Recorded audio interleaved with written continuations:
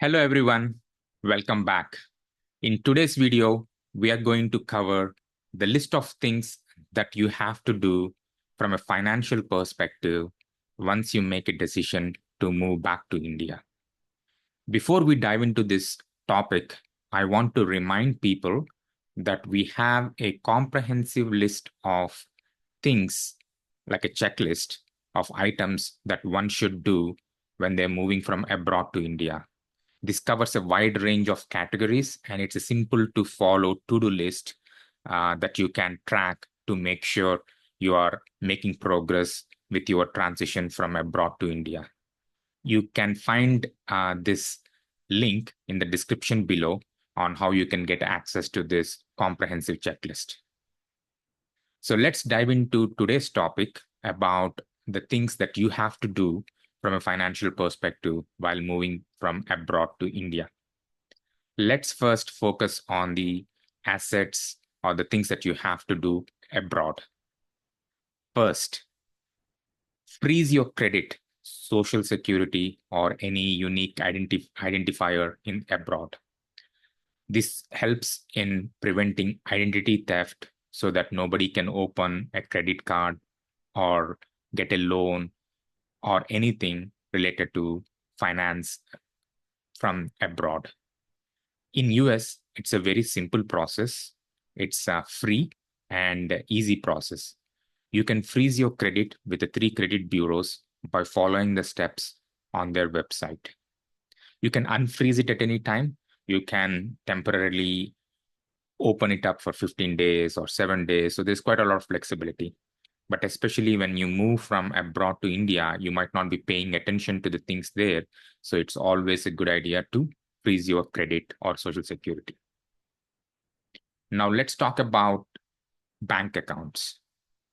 I recommend to consolidate your bank accounts to one or two. It is a good idea to have access to bank accounts abroad because you might get checks from your tax refunds or from some other place. So it's still a good idea to maintain the bank accounts, but consolidate it to one or two. Keep in mind, you have to maintain certain money so that you can keep it active. You might need to transfer some money from a checking to savings account or to a friend's account so that it doesn't go dormant. Another important aspect for the bank accounts is make sure you update your contact information, your phone number, email, address, which is important from a correspondence. And one important thing related to that is online access to your account, especially when you have second factor authorization, which is the one-time password. So make sure you have access to a phone where you can get a one-time password so that you can log into your accounts. We have covered a video on how one can keep their phone number, like their US phone number, after leaving US. And we also would provide a link in the description below that provides how different banks and institutions work with second factor authorization, especially in case of a Google Voice, it's a VoIP versus a regular phone. You can find some details and understand which banks or institutions would work with a new VoIP or with a regular phone. Now let's talk about the credit cards, the third one. My recommendation is to keep your credit cards open unless there's an annual fee. It helps in building your credit history, the duration of the credit, and better to have one or two cards with no foreign transaction fee, no annual fee, so you can use it while you're traveling abroad from India, and it's convenience. So it's up to you personally, but it's good to consolidate and have access to these credit cards as it helps in building the credit history. Fourth one, this is to do with your trading accounts or brokerage accounts. So one key thing I want to highlight with the brokerage accounts, especially if you are a non-US citizen or a non-green card holder. And when you move back to India, and if you qualify for RNOR, so we have talked about RNOR, some of the benefits who qualify and how long you can qualify for, how should apply, a lot of all the details related to the RNOR in the link above. And we, in that R&R period, there is something that you can do from a tax planning where you can reset your cost basis if you want, or you can minimize your capital gains depending on the sale and all that stuff, because you don't have to pay capital gains in US while you are a non-resident, and you don't have to pay capital gains when you're an R&R for your global income. That's not like through a business or some work that you have done abroad while living in India.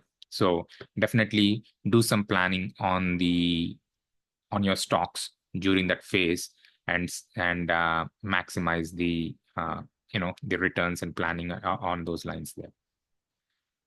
In terms of keeping those accounts and doing the trading, it's personally up to you. Especially if you are a non-resident, you have to file taxes because of the withholdings and so on, which could get complicated. However, you might be able to trade some of these stocks on the other platforms. So it's completely up to you.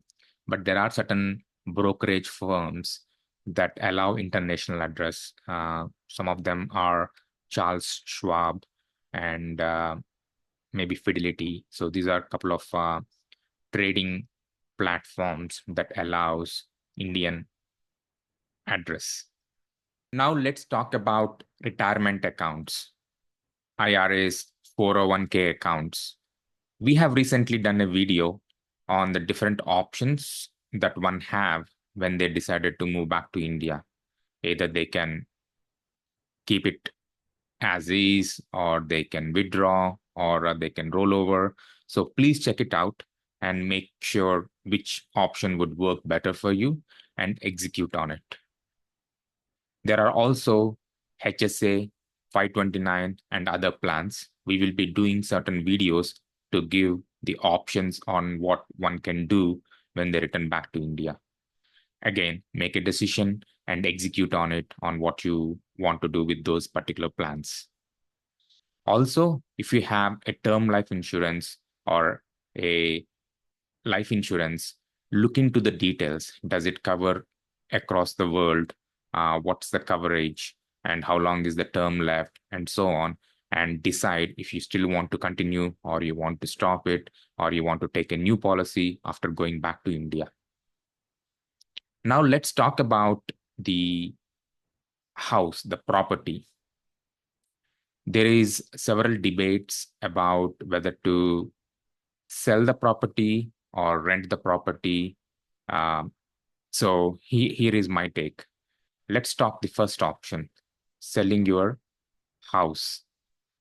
So it is very simple process because you don't have to manage the property across the country. It could be very challenging unless you are a sophisticated real estate investor, even if you're working with a property manager, because there are tenants who might not be paying. The tenant laws vary from state to state, and also the eviction process could take quite a long time. You need to consider the capital gains tax exemption, which is around 500K per married filing jointly. So there could be a potentially lot of savings that you can do by selling the house while living in US because of this primary house capital gain tax exemption. However, if you sell it later, you might not qualify for that and you have to pay the capital gains in India or in US with the double taxation avoidance. There are certain rules that are applied. Now let's talk about renting the house. Yes, you can definitely rent the house. I mean, if you're unsure, if you're a plan to India, how it will go, or you want to have a property to come back later, yes, you can definitely rent it out. But be mindful about rentability of that particular house, because if it is easy to rent or not, and understand the hassle of filing the taxes, especially if you're a non-resident, and understand the hassle of managing a property across the country, and what if you want to sell, how to give a power of attorney and all that stuff. So my personal recommendation is to sell the house, to keep it simple, and to also take the advantage of primary house capital gain tax exemption while living abroad before moving back to India. Now, let's talk about the things once you move to India. First, convert your non-resident bank accounts to resident savings accounts.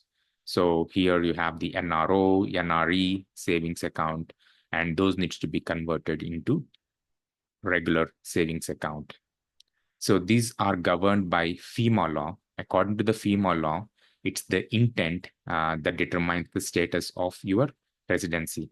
So if your intent is to move back to India permanently, you should convert these accounts as soon as possible or within a reasonable time. And the reasonable time is within 6 months. So please make sure you convert these accounts to your resident savings account, update your contact information, KYC with your bank accounts. Second, update your DEMAT accounts as well as mutual funds. Work with your brokerage, reach out to your banks, and update the information that you're no longer a non-resident, you're a resident of India, and it is important to do it as soon as possible.